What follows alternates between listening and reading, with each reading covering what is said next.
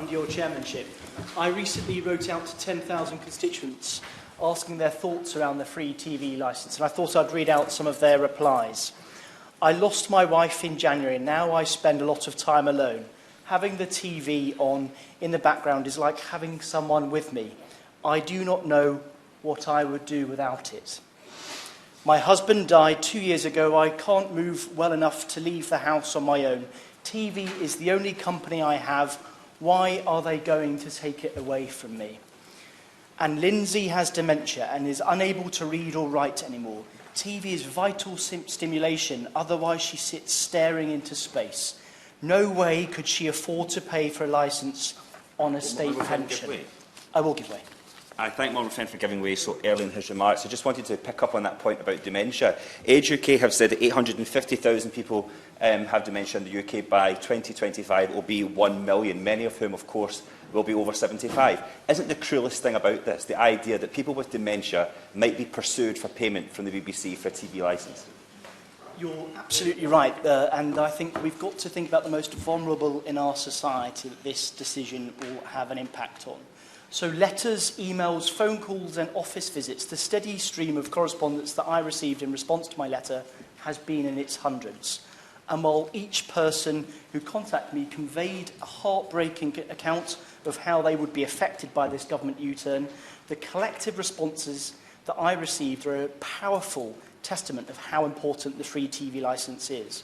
We know that in Portsmouth South, from responses that I've received, 300 people got in touch. Nearly 90% supported the continuation of the free TV licence. Nearly 70% cited loneliness as their main concern if the licence were to be revoked. I will give way. Could I thank my honourable friend for giving way? And his testimony is really very powerful. There are 3,000 households in Blaen and Gwent that could lose their free TV licences under these plans. And crucially, whilst it's a source of entertainment, really very often it's a form of companionship. So does he agree with me that the government should reconsider their decision and restore this important benefit for older people? Yeah.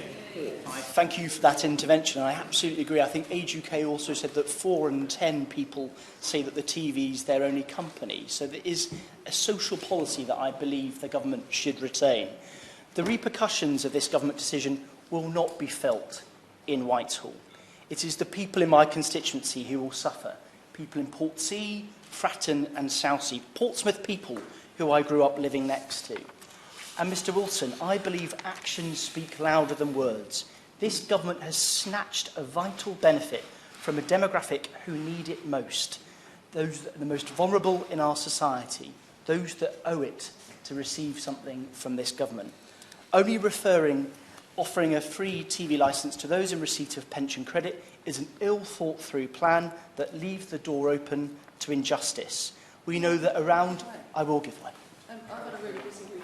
I've got 2 galas all day long in Lincoln, Booton Park on Saturday and the Arboretum on Sunday, and we had a petition about the TV licences.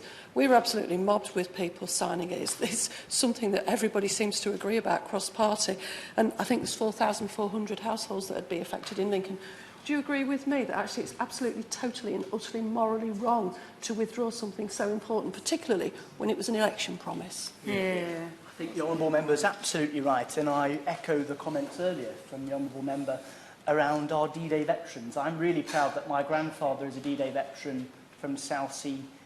I got into politics because he needed things towards the end of his life, and those services weren't there for him because of austerity. And I think you're absolutely right. This is going to affect so many people in our society.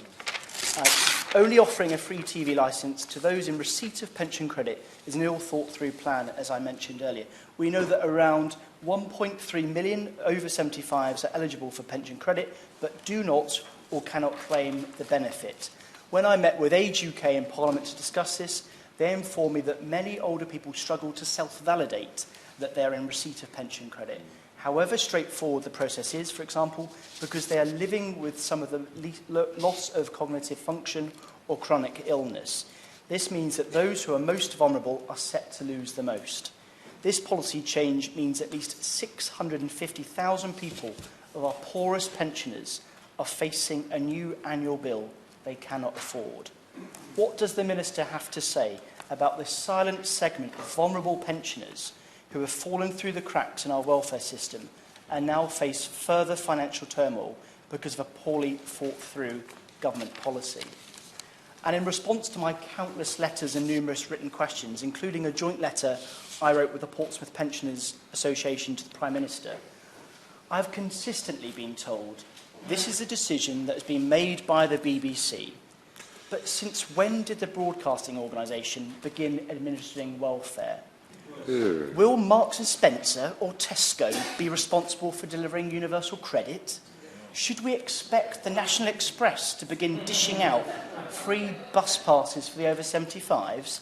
The BBC, as a colleague said, is not the DWP. Any attempt made by this government to palm off responsibility is cowardly, unconvincing and spineless. Make no mistake, Mr Wilson, this is a government decision. It is up to us to be the voice of our constituents. My constituents have spoken. The TV licence must remain for the over 75s. I will give way.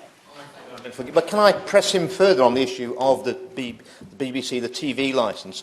What about the over 75s who want to watch ITV or Channel 4 but have got to, because of the licensing system, pay for the BBC? And isn't it an anachronism that non-payment of the TV tax remains in this country a criminal offence? How can he possibly defend any of that? I thank the honourable member for his intervention. I'm speaking today based on what I'm hearing from my constituents, and the point that you raise has not been raised with the people of Portsmouth. So the arguments could not be more compelling, and I would like to urge the Minister today to be bold and not trot out the usual lines blaming the BBC. We have the opportunity to make a real difference to pensioners' lives. Mr Wilson, this must be taken. The universally free TV licence for over 75s must remain free.